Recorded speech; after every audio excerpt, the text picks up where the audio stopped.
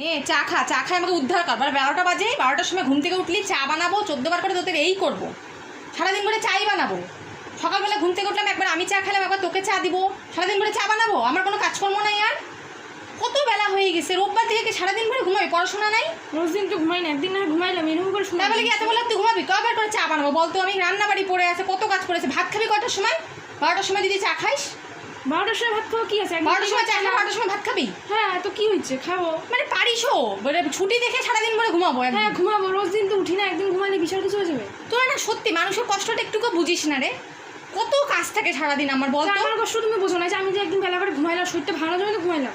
তাই বলে তুই 12টা অবধি ঘুমাবি? হ্যাঁ শরীর মাসে খাতে মাসে 1টা অবধি ঘুমা। তাহলে 12টার সময় ভাত খাবি, চা খাইলি, ভাত খাবি তাহলে 2টার সময়, দুপুরে খাওয়া খাবি চা 5টার সময়, তারপরে গ্যাস হয়ে যাক, হোক গে শরীর খারাপ হোক, তারপরে তো আমাকেই দৌড়াদৌড়ি করতে হবে ডাক্তারের কাছে।